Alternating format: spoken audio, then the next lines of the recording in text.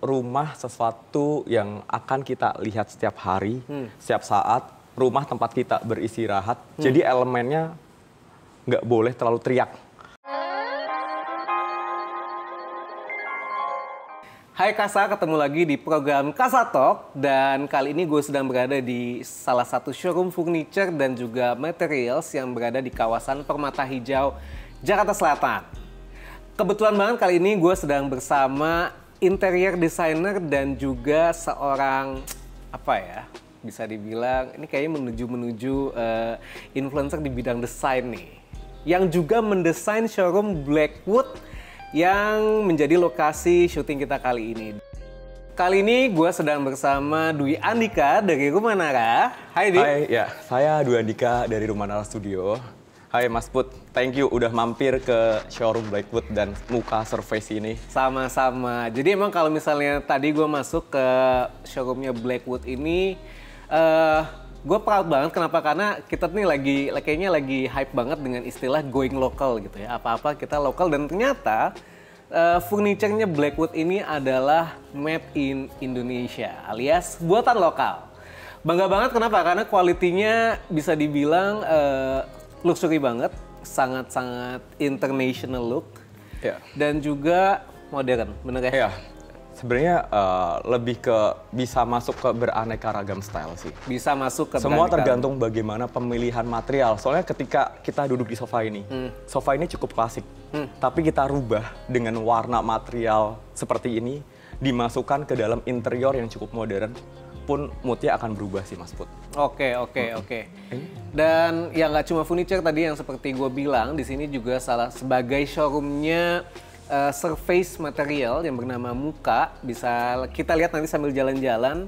Tapi yang menarik adalah karena showroom ini didesain sama Dika sendiri dari Rumah Nara, dan kita dari Kasa banyak banget ya udah ketemu project-project dari Rumah Nara, dan itu semuanya menurut gue sangat menarik. Jadi ini insight banget buat kalian semua yang kira-kira lagi pikiran, gue pengen desain rumah, gue pengen bangun rumah, gue pengen ngedekor, ngedesain kantor misalnya, atau misalnya retail dan segala macam juga bisa kan? Kita nggak cuma rumah tinggal doang sih, kita ada non residential juga. Salah satunya ya showroom ini.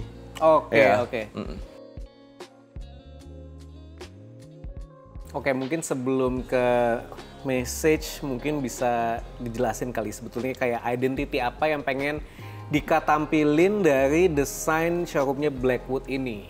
Oke, jadi mungkin sebelum saya ngomong ke identity project-nya ya, saya akan jelaskan proses awal mula gimana terbentuknya project ini.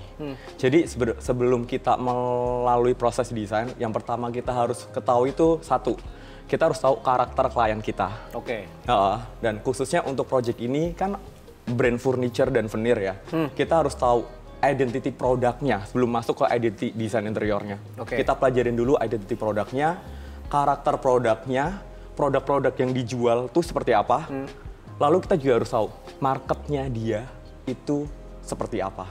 Jadi Dika berangkat dari keinginan dan kebutuhan si klien gitu ya, dari Blackwood ini untuk menciptakan sebetulnya termasuk target market mereka kali ya. Betul, ya saya sebelumnya mulai dari mempelajarin karakter mereka, brand identity-nya si Blackwood. Nah setelah itu saya nanya mereka, konsepnya apa sih? Bebas, terserah Andika. Pokoknya saya mau showroom ini tuh nyaman, homey, dan masuk karakter saya dan Rumah Nara di showroom ini. Dan ya saking nyamannya kalau perlu orang yang datang ke sini nggak pin balik loh Mas Putra. Itu pesan dari Pak Yohan sebagai owner Blackwood itu. Bikin showroomnya senyaman mungkin sampai orang yang datang nggak mau pulang. Tapi showroom Blackwood ini apakah project showroom Rumah Nara yang pertama atau sebelumnya memang udah pernah mengerjakan? Iya, ini adalah project dan kesempatan kita pertama kali bikin showroom sih Mas Put. Gitu ya? Iya. Nah, tapi pertama kalinya. Makanya begitu masuk ke showroomnya Blackwood ini tuh emang kerasa banget kayak ciri khasnya Rumah Nara nih. Gitu. Tapi memang itu yang pengen Dika bawain ke nuansa keseluruhan di Blackwood ini. Nah, karena memang pesan homey dan nyaman yang diinginkan oleh klien, saya sengaja nih bikin flow-nya pas baru masuk. Itu kesannya ada foyer. Lalu pas foyer kita belok tuh ada sebuah ruang tamu lah. Jadi kayak Mas Putra datang ke suatu rumah, disambut oleh pemilik rumah, dipersilahkan duduk dulu di ruang tamu itu. Jadi nggak pengen showroomnya tuh langsung begitu masuk kayak langsung jualan. Iya, nggak mau langsung jebret, buka pintu langsung, lu beli dong barang gua gitu. Pesan yang ingin dibawa emang lebih homey. Nah setelah dari si ruang tamu itu kita masuk ke ruang berikutnya, baru itu lebih ke settingan showroom. Seperti kita lihat ada area bedroom, lalu ada living room yang langsung ngehadap ke Zen Garden. Nah biasanya tuh spot orang paling favorit di situ tuh Mas Put. Di tempat kita duduk sekarang. Tapi kalau misalnya memang gue experiencing, kalau bahasa kerennya pengalaman ruang ya, itu flowingnya emang enak banget gitu. Kayak berasa masuk ke sebuah apartemen, sebuah rumah yang emang cozy gitu. Nuansanya emang cozy banget. Tapi sebetulnya gue pengen nanya, ada nggak sih tantangan ketika mendesain sebuah showroom dibanding mendesain residential misalnya? Tantangannya bikin showroom ini ya sebenarnya dari timeline sih Mas Put. Tight banget ya? Iya, kalau saya cuma ngasih 2 minggu untuk mendesain showroom ini. Nah setelah itu ya gimana, tantangan berikutnya adalah Blackwood brandnya udah keren, produknya udah bagus.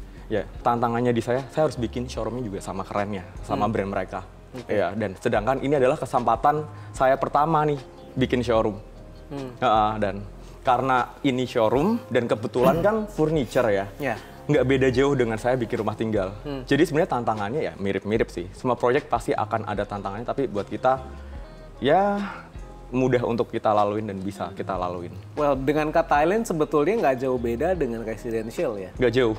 Oke. Sebenarnya di sini kita juga di Rumah Nara nggak hanya dikasih kesempatan mendesain showroom.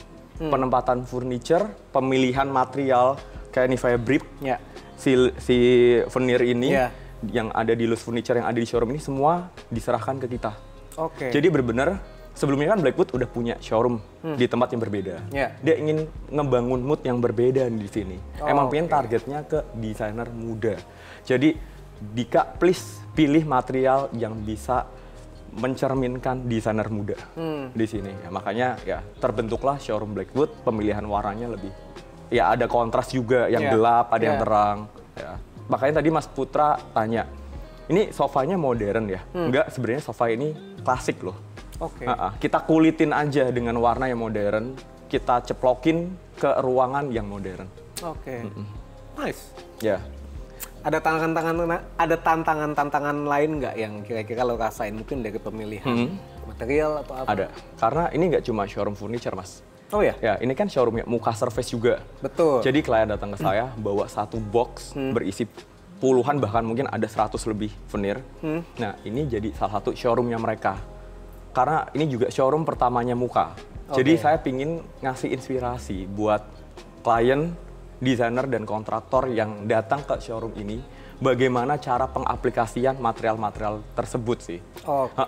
Dan ada satu sisi Mas, nanti kita akan lihat satu panel itu di situ saya aplikasikan 12 material.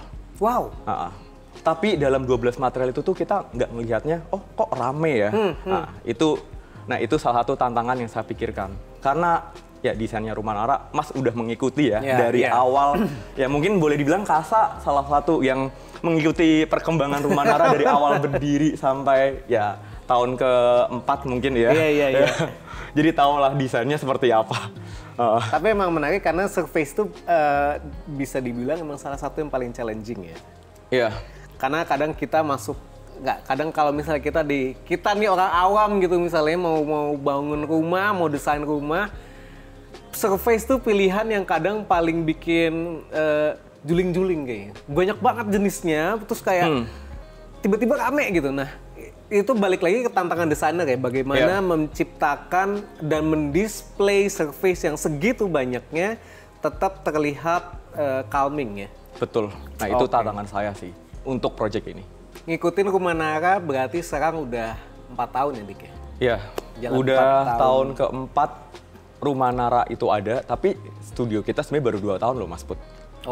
Dulu di awal berdiri saya masih sendiri dan mulai ada studio itu, mulai terbentuk studio dan tim tuh di awal 2022. Benar-benar di awal tahun, hari pertama kerja di tahun 2022 tuh studio baru ada. Baru mulai ada tim. Dengan ngikut ya Kasa mungkin bisa dibilang salah satu dari awal kali ya ngikutin project-project Rumah Nara gitu. Dan kalau kita tuh ngerasa bahwa Rumah Nara tuh pasti identik dengan style yang cukup elegan dan punya ciri khas yang cukup kuat gitu kan. Nah itu tuh Rumah Nara sendiri memang Dika itu ingin membentuknya, dan ketika ingin eksplorasi ke klien tuh seperti apa sih sebetulnya? Dari eksplorasinya pendekatan lah, pasti approaching, terus kan kalau misalnya desainer pasti kalau kita mengenali dulu psikologi si penghuni kayak gitu. Yeah. Kalau Rumah Nara sendiri gimana? Mengenali psikologi penghuni itu yang pertama memang kita lakuin ya. Oke. Ya, karena kan ya background saya kan kebetulan arsitek. Ya dulu tuh ada namanya tuh psikologi arsitektur. Nah, jadi sebelum mulai mendesain tuh kita harus tahu nih penghuni di dalamnya tuh seperti apa karakternya. Itu hal yang pertama nih dan kebutuhannya. Yang kedua, kita selalu melakukan eksplorasi. Nah, eksplorasi di dalamnya itu ada eksplorasi warna, bentuk, dan material. Nah, contohnya di showroom ini nih, kita melakukan proses eksplorasi bentuk, warna, dan material. Kayak Mas lihat tuh ada unsur-unsur lengkung di detail ini. Kita ada, ini kalau Mas lihat dari jauh mungkin detailnya lurus ya. Tapi pas Mas lebih detail, lebih dekat, itu ada detail lengkung. Nah itu kita mengeksplor bentuk ini sebenarnya dari logonya Blackwood loh Mas. Oke. Dari gubahan bentuk logo kita jadikan bentuk panel. Dan kita aplikasiin juga di lengkung pas baru masuk tuh Mas. Jadi itu gubahan bentuk dari si logo Blackwood. Tapi ini sedikit out of topic ya, tapi memang bentuk-bentuk lengkung ini buat ide juga, insight kalau misalnya pengen punya rumah yang nuansanya mungkin sedikit beda, nggak cuman bentuk kotak siku gitu ya. Bahwa bentuk lengkung ini sebetulnya kalau misalnya kita lihat tuh nuansanya, tahu Villa Isola nggak sih Bandung? Tahu. Nah, tuh kan dia banyak tuh karakter lengkung dan segala macam, itu tuh kadang membawa nuansa retro yang modern, bener nggak sih? Sebenarnya nggak juga melulu retro sih. Pas Mas masuk ke sini kesannya zen apa enggak? Zen. Iya kan, nggak kebawa retronya kan? Iya. Ya, tapi lengkung itu memang kalau aku sih pernah baca ya bahwa lengkung itu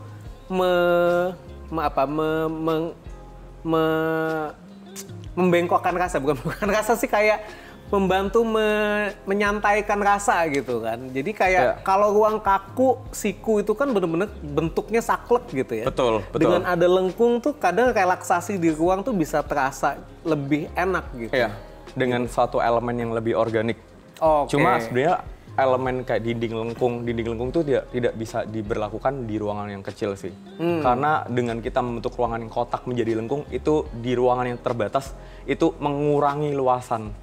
Mengurangi efisiensi ruangnya. Ini insight lagi. Ya, itu kita bisa pakai unsur lengkung sebagai dinding ataupun ceiling ya khusus di ruangan yang space-nya lebih besar. Lebih besar ya. Kalau ruangan kecil kita buat lengkung, ya ruangannya habis Mas. Buat penebalan. Karena melengkungkan ruangan itu harus kita tebalkan. Bener. Ya, itu sih Mas.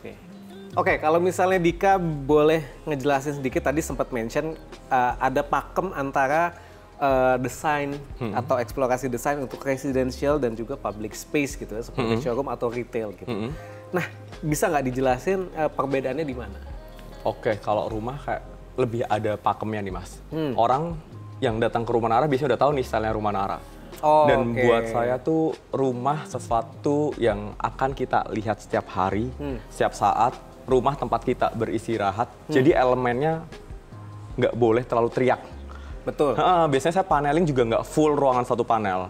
Saya selalu menempatkan negative space. Jadi ada ruang, ada dinding untuk bernafas, nggak harus semua paneling. Sedangkan kalau non residential, ya satu karena ini balik lagi showroomnya veneer juga, ya saya mau membungkus semua dindingnya dengan veneer.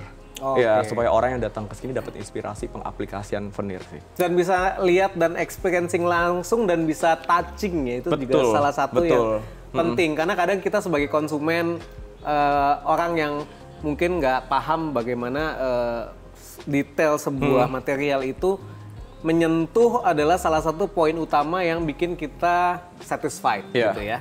Dan kenapa juga Mas saya bikin elemen lengkung-lengkung di sini, itu sebenarnya suatu perdebatan antara desainer dan kontraktor. Ketika desainer bikin elemen lengkung, kadang ini nggak bisa veneer dibikin lengkung. Nah, terjawablah di showroom ini. Ajak aja kontraktornya datang ke sini, bisa loh kita aplikasikan di situ. Ya kan? Kadang ada juga mereka yang males ngulik bikin suatu detail yang ya mungkin buat mereka susah. Oke Dik, sebagai seorang desainer dan juga arsitek gitu ya, kadang menghadapi klien tentu dia punya personal preference sendiri. Tapi dari sisi Dika pasti kan juga lebih memahami bagaimana tren desain itu lagi terjadi gitu. Nah, Dika dan Rumanara ini bagaimana mengawinkan gitu ya ketika bertemu klien, mempertemukan klien yang punya personal preference sendiri dengan karakter desainnya Rumanara, tren desain yang ada, sehingga itu tuh bisa jadi satu kolaborasi yang enak gitu. Kalau bicara tentang tren ya Mas, tren desain tuh selalu berputar ya, selalu muncul tren yang baru dan tren yang lama kembali, style yang lama kembali tren di masa kini ya.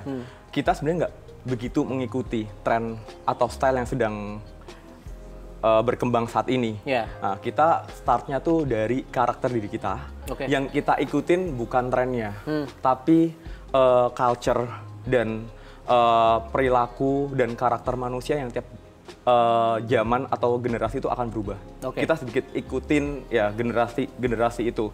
Ya karena kita akan tetap di style kita. Yang kita akan ikutin kan memang perkembangan zaman dan perkembangan manusianya nih Mas. Dengan desain yang ini gimana sih kita bisa ngikutin nih. Kayak sekarang klien kita tuh kebanyakan mulai di milenial akhir dan Gen Z. Iya, pasti kayak kebutuhan ruangannya, gaya hidupnya itu udah beda kan. Tapi kita bungkus di satu benang merah Rumanara sih Mas. Lalu biasanya mereka datang kita tuh punya keinginan nih, Mas aku suka elemen ini, aku suka elemen ini, aku suka ini. Nah itu hal yang sebenarnya kita olah, kita gabungkan antara keinginan klien dan idealisme kita. Karena satu ya, tujuan kita kan ingin orang tuh bahagia, ya itu salah satu ya dari arti Rumanara sendiri kan. Nah, jadi orang itu bisa bahagia ketika orang menempatin ruangannya dan sesuai apa yang diharapkan. Kita punya idealisme, tapi balik lagi klien yang akan menempati ruangan itu, rumah itu, bangunan itu. Jadi gimana caranya kita jadi desainer harus mengawinkan dua unsur itu. Tapi dengan beda-bedanya keinginan klien tuh justru akan memunculkan suatu detail baru sih, suatu karakter yang berbeda juga. Gue melihat Rumanara nih sekarang sudah tumbuh menjadi salah satu studio desain yang mulai diomongin banyak orang gitu ya, udah mulai naik nih namanya. Tapi sebetulnya apa sih yang menjadi turning point seorang Dika mendirikan Rumanara dan bagaimana prosesnya sampai Dika akhirnya decide gua mau mempunyai studio desain sendiri? Jadi sebelumnya ya, Rumanara kan mulai ada di 2019 Mas Put. Ya kayak karya kita yang pertama muncul di Kasa tuh awal-awal Rumanara ada. Nah itu sebelum saya mulai berdiri tuh saya sempat kerja di biro desain juga. Kurang lebih hampir 5 tahun lah Mas Put. Baru di 2019 saya memutuskan untuk resign dan memulai Rumanara. Cuma di situ saya belum berani nih bikin studio. Belum berani buat hire tim. Jadi masih jalan sendiri nih sampai akhir tahun 2021. Nah baru di situ di 2022 saya mulai memberanikan diri untuk bikin studio itu yang tadi saya udah ngomongin juga tuh Mas. Nah dimulai dari 2 tim dan sekarang udah hampir tahun kedua studionya udah bertambah menjadi 6 tim. Nah kenapa ya karena dengan kita punya studio sendiri lebih bisa kita menuangkan ide-ide kita sih Mas. Ya beda halnya ketika kita kerja sama orang lain ya kita punya atasan yang harus kita ikutin. Sekarang saya lebih bisa menuangkan ide-ide saya. Tapi kan bekerja dengan sekarang berarti 6 kepala ya? Iya, betul. Proses brainwash atau brainstormingnya pasti selalu dilewatin, dan apakah itu kadang ada di titik stuck nggak sih? Pasti, apalagi dalam kepala, tiap kepala pasti berbeda-beda skillnya, kemampuannya, cara cara dia memproses desainnya juga beda. Tapi ya itu tantangan yang harus dilaluin mungkin semua prinsipal ya. Semua prinsipal di studio desain. Belum lagi ada yang resign loh Mas.